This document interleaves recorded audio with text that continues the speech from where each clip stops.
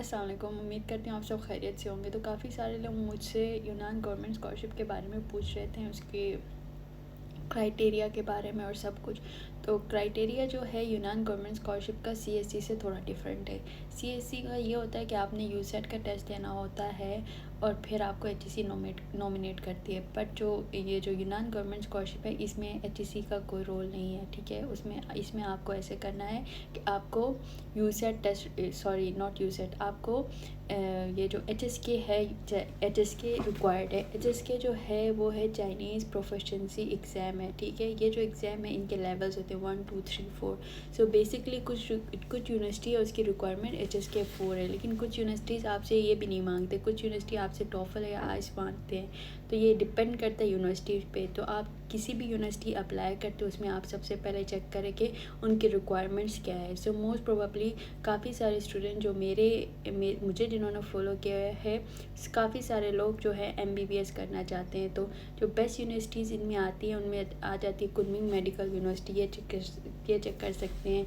और यूनान normal university है, एक ये यूनिवर्सिटी है, चेक कर सकते हैं। सो इसका जो आपका प्रोग्राम होगा इंग्लिश में होगा। ये बैचलर स्टडी है, 6 ईयर की होती है। 5 ईयर आपका जो है डिग्री होगी और 1 ईयर आपका इंटर्नशिप होगा। तो ये है कि आप यूनिवर्सिटी से कंफर्म कर ले कि वो आपसे क्या मांग रही है। वो उनकी रिक्वायरमेंट एचएसके है कि उनकी रिक्वायरमेंट जो है टॉफल या आइस है। और बहुत सा ऐसे भी है कि लेट सपोज आप लोगों ने टॉफल या आयन नहीं दिया हुआ, तो ऐसे हो सकता है कि मतलब यूनिवर्सिटी मांगती है कि आपकी जो अगर प्रीवियस डिग्री जो आपने फर्स्ट क्लास से लेके जो 12 ईयर आपकी जो डिग्री है, वो अगर आप इंग्लिश में, तो आप अपनी इस कॉलेज से आप निकलवा सकते हैं एक का पेपर जहाँ पे ये वेरीफाई कर सके कि जो आपकी जो स्टडीज़ थी वो इंग्लिश में थी। तो ये भी काम चल जाता है, ठीक है। सेकेंडली, लेट सपोज अगर आप पीएचडी के स्टूडेंट्स हैं या मास्टर्स के स्टूडेंट्स हैं, तो उनका ये सीन है कि उनको ना यूनिवर्सिटी की एप्लीकेशन फ़ी देनी होगी। जो बैचलर से मोस्ट प्रोबेबली नहीं रिक्वायर्ड आपको यूनिवर्सिटी की फ़ी देना, लेकिन मास्टर्स और पीएचडी दोनों के लिए रिक्वायर्ड है। सेम एस सीएससी का, सीएससी का भी यही काम है। तो अभी जो ये स्कॉलरशिप आती है कब है, ठीक है। ये स्कॉलरशिप मोस्ट प्रोबेबली अनाउंस होगी दिसंबर में, और इसकी जो डेडलाइंस होती है अप्रैल तक होती हैं। अभी 2026 के लिए अभी तक जो है 2026 में अप्लाई करेंगे, तो वो जो स्कॉलरशिप है अभी तक अनाउंस नहीं हुई है, तो उसके लिए आपको वेट करना पड़ेगा। उसके लिए ऐसा है कि आपको वेट करना पड़ेगा। और इस ड्यूरेशन में, वेटिंग के ड्यूरेशन में आपने क्या करना है, आपने ये करना है कि अपने जितने भी डॉक्यूमेंट्स हैं, रिक्वायर्ड डॉक्यूमेंट्स हैं, उन सबको रेडी करें। रिक्वायर्ड डॉक्यूमेंट्स में आपकी जितनी भी डॉक्यूमेंट्स है, जो आपकी मैट्रिक की डिग्री है और सेकेंड ईयर की डिग्री है, इसको आपने अटैच कराना है। मोफा से भी अटैच कराना है और आईबीवीसी से भी अटैच कराना है। उसके बाद वो स्टाइल होता है, वो जो सीन है वो मोफा से ही होता है, तो आपने एक वो काम करना है। सेकेंडली, आपका जो है मेडिकल रिकॉर्ड चाहिए। मेडिकल रिकॉर्ड तो पहले ऐसा होता था कि आप F7 में आई थी, इस्लामाबाद में एक था चाइनीज़ हॉस्पिटल, बहुत से लोग वहाँ से कराते थे। बट आप ना जो गूगल में फॉर्म है, ठीक है, आप फॉर्म उसको फिल करें और आपके जो करीबी कोई भी हॉस्पिटल है वहाँ से जाके आप स्टैम्प लगवा के आप वो भी सबमिट करा सकते हैं, इशू नहीं है। ये आपकी एक रिक्वायरमेंट है। दूसरी, आपका जो है पुलिस क्लियरेंस सर्टिफिकेट होना चाहिए। करेक्टर सर्टिफिकेट की तरह होता है। तो ये पुलिस क्लियरेंस सर्टिफिकेट जो होता है, आप जो स्पेसिफिकली आपका जो गांव है जहाँ पे आप रहते हो वहाँ से बनता है, ठीक है। एक ये चाहिए आपको, एक आपका डोमिसाइल चाहिए आपको। तो ये जो डॉक्यूमेंट्स है आप पहले ही प्रिपेयर करें। इसके साथ आपको अच्छा सा स्टडी प्लान चाहिए, ठीक है। स्टडी प्लान जो है वो आप कैसे करेंगे, ऐसा है कि थोड़ी अपनी नॉलेज यूज़ करें, थोड़ा गूगल से लें। गूगल में बहुत सारे जो हैं प्रीवियस स्टूडेंट्स के जो है एक टेम्पलेट मिल जाएगा, वहाँ से आप चेक करें। उसके साथ साथ आप ChatGPT भी यूज़ कर सकते हैं। तो आपने अपना स्टडी प्लान ऐसे करना है।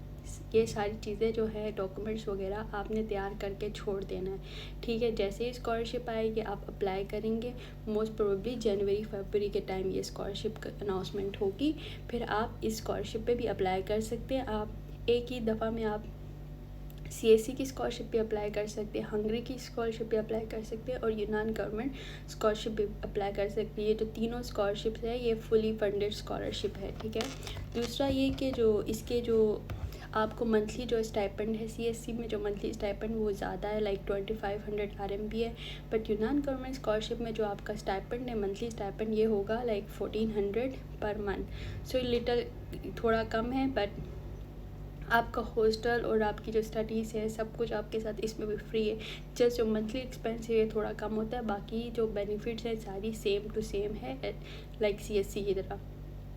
तो ये चीज़ है, ये स्कॉलरशिप एक बेस्ट स्कॉलरशिप है। बस जब आपने यूनिवर्सिटी सर्च करनी होगी तो आप यूनिवर्सिटी में ईमेल करके एक तो कंफर्म कर ले कि उनकी रिक्वायरमेंट क्या है। Either they are asking for HSK और TOEFL और IELTS मांग रहे, क्या मांग रहे हैं आप ये कंफर्म करें। Moreover don't ask me to fill your forms, kindly ये आपका काम है, आपने खुद करना है। कोई आपको फॉर्म फिल नहीं करके देगा। ये इन्फॉर्मेशन जो मैं आपको दे रही हूँ ये गूगल में भी है, ये इन्फॉर्मेशन जो मैं आपको दे रही हूँ ये ChatGPT में भी है, but still a lot of students are confuse. So I try to make one video, क्योंकि मेरे पास वक्त नहीं होता, मेरे अपनी क्लासेस चल रही और मेरा इंटर्नशिप भी अगले महीने 6 महीने के बाद स्टार्ट होना है। तो ये चीज़ है। तो आप लोग प्लीज़ इस चीज़ को ध्यान रखा करें कि अगर आपको नॉलेज इंटरनेट से कहीं से भी मिल रही है तो वहाँ से हर जगह से ग्रैब करें। पेट मत क्या करें कोई और आपको ये करके दे।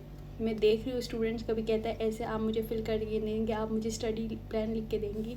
नहीं लिख सकती मैंने अपना खुद किया, तो आप भी अपना कर सकते हैं। ChatGPT यूज़ कर ले, गूगल यूज़ कर ले, अपना काम खुद करने की कोशिश किया करें, इतना कोई मुश्किल नहीं। इस वीडियो के लास्ट में मैं सारी जो है चीज़ें या कमेंट सेक्शन में जो है मैं लिख लूँगी, जो रिक्वायरमेंट्स वगैरह हैं तो आप वहाँ से देख लीजिएगा, ठीक है। और ये काम इतना मुश्किल नहीं है, बस आपने अप्लाई करने वाले काम इतना मुश्किल नहीं है। जब आप एक दफ़ा फॉर्म ओपन करते हैं ना, कोई भी अगर आप फॉर्म ओपन करते हैं तो सो ये जो फॉर्म ओपन करते हैं आप, तो उसमें सब कुछ सबसे पहले लिखा होता है। लाइक लेट सपोज आप MBBS डिग्री के लिए अप्लाई करें, ठीक है। जैसे मैं MBBS के लिए अप्लाई कर रही हूँ, हमने 12 साल एजुकेशन ली हुई है, ठीक है। तो फॉर्म फिल करेंगे, फॉर्म में क्या पूछ रहे हैं, आपका नाम पूछ रहे हैं, आपका फैमिली बैकग्राउंड पूछ रहे हैं, सब कुछ आपको पता है, आपने वही तो फिल करना है। कोई ऐसी चीज़ तो नहीं मांग रहे जो आपसे फिल नहीं हो, या आपके डॉक्यूमेंट्स मांग रहे, डॉक्यूमेंट्स आपने डालने हैं। जो चीज़ें मांग रहे हैं ना, इधर वो आपके पास हैं या आपने लिखना है, फॉर्म फिल करना है। ये कोई मुश्किल काम नहीं, बहुत इजी काम है, ठीक है। आराम से बैठ के अपने डॉक्यूमेंट्स फिल करें, कोई इशू नहीं है, ठीक है। लेट सपोज अगर आपका जो चीज़ है ख़राब हो जाए तो दोबारा रीसेट करके दोबारा फॉर्म फिल कर दीजिए, इतना कोई इशू नहीं है, ठीक है।